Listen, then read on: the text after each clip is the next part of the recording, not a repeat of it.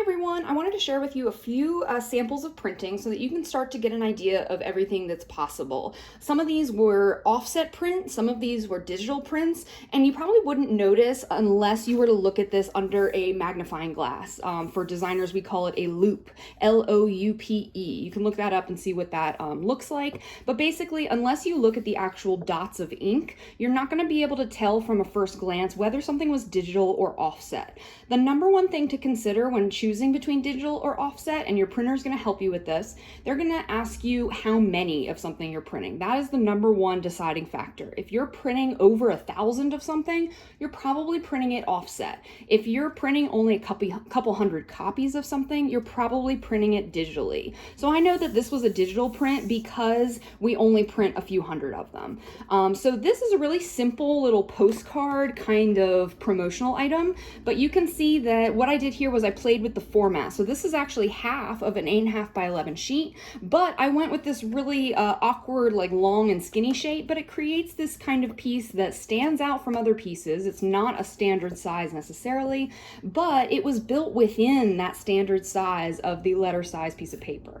So you can see there that just with something as simple as deciding on a different proportion, by cutting that page and being able to print two on a page, that was really important for our budget. So just by making that simple decision of the format, I created something that just has a little bit of a different look and feel. This is a brochure that I love a lot because it has all these crazy patterns on the backside that I really enjoyed making.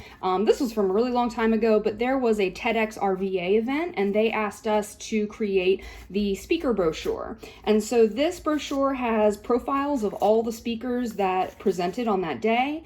And then our idea here was that on the back, that was like note space for whoever you were hearing from at the time. So while it has the information on the front, it gives the user very flexible space to be using as their own document to record the day. So that was the brochure for TEDx RVA. You can see this is called a post binding. So it is actually, I could get my screwdriver out, I can kind of do it with my hands here, but you can see that there is actually a like a screw and a bolt situation. This is called a post binding. So that's a method of binding that you might use when you have something this large. If you don't want to have it folded, or you don't want to have it bound by glue or stitching or something like that, this is an alternative kind of binding, and that's a specialty form of printing that we would consider.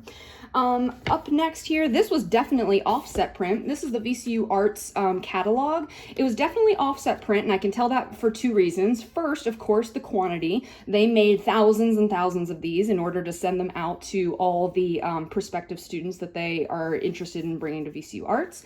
But number two, as I let this reflect in the light there, you can see that there is a shiny area and then there is a very matte area, and it's actually what we call soft touch up here. It has kind of a rubbery feel. But this area that's nice and shiny here, that is what we call a spot varnish, and that is an offset technique.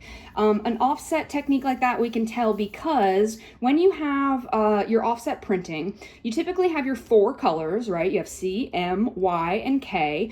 And then if we call it a 5-color offset or 6-color offset, it means that we get extra inks to add that special color. And this varnish is considered a color. So this was like the 5th color in this brochure, was this actual clear varnish. And you can see it doesn't even continue on the back. It was really just that splash to add some interest on the front.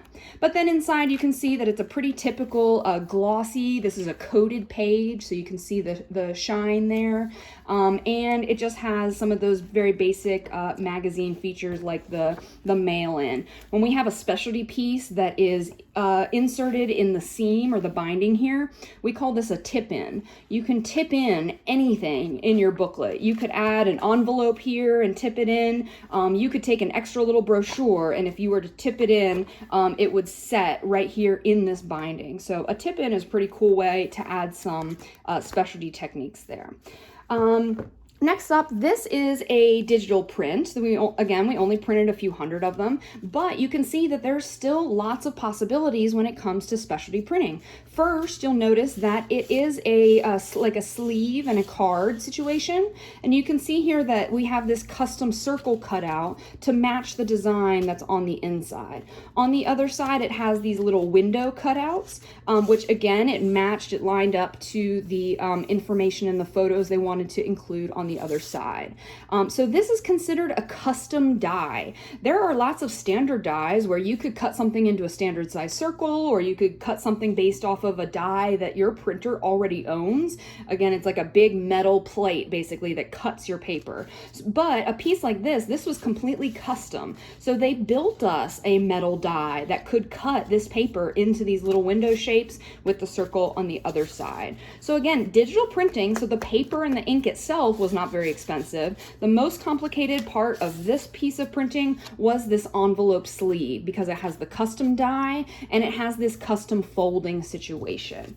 So that was digital printing, but some specialty techniques added in. This is a great little brochure. Again, it is a coated sheet. You can see that it has a little bit of that shimmer there.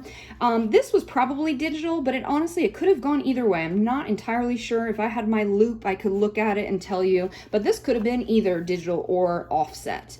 What I love about this brochure is it's playing with the shape and the folds here. So what it actually does, if I lay it down here and I pick up, this is called a double gatefold. And so what happens here, I pull these out, and it expands to the whole entire interior layout.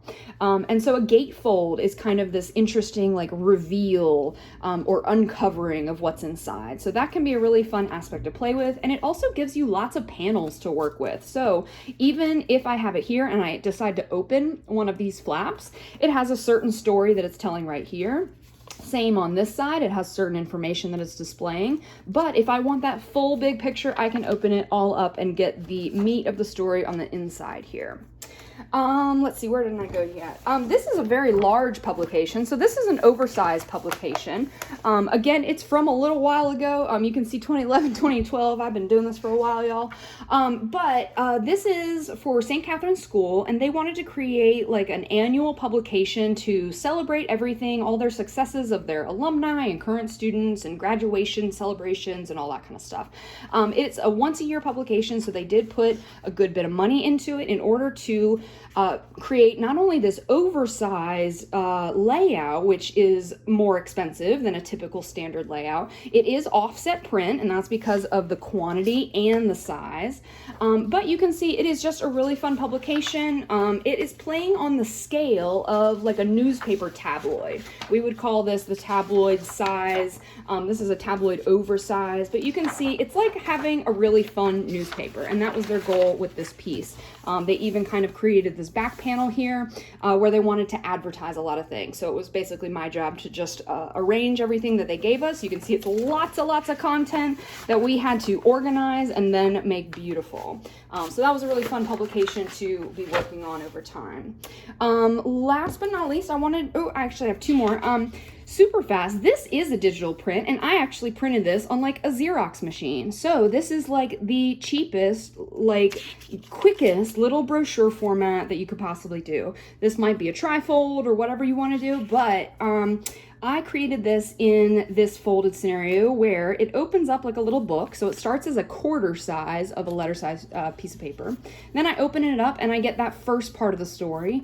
And then it actually folds open this way. And that's when I get the full story. So I used, again, just a simple 8.5 by 11 piece of paper. But because of the way I folded it, it completely changes that revealing or unveiling of information. Your user will definitely see, this is obviously number one, but then this is the second thing that they're going to see. So mission and goal for them were the most important. And then when we open it up, you get that third layer of information here. On the back, when it's in this little booklet form here, it does have some extra contact information. But again, this was so super cheap. This was like literally printed on a Xerox, double-sided, and because of that little folded format. It just creates this nice, easily holdable, easy to digest kind of brochure. So that is a very inexpensive way to print something. And we'll contrast that with a very expensive way to print something. This was an invitation for a William and Mary event, and you can see, if I zoom in a little bit here, you can see how those letters are pressed into the paper. And so you actually get that texture. There would be metal plates that would be pressed into this paper, and you can see the paper itself is a very thick, uncoated piece of paper. You can see the texture in there. We would actually call that felt texture when it comes to printing language. Anything that has that really tactile quality we call a felt paper. I'll share with you some of my paper samples at some point, and you can see the wide variety, but the actual paper that you choose can change your designs drastically, right? Whether it is this very textural quality, this makes it feel very traditional and very sturdy, or something as different as this where you have that spot varnish that creates this really like flashy modern pop of something. So your print choices will affect your designs and how people are interpreting your designs. That's why I love print design so much, because each one of these little choices changes it in one way or another. I hope this was a little bit helpful to just see the variety and see what's possible. I would love to share more with you if you have any questions, but for now, I think that's all I had to share with you, and I will see you soon.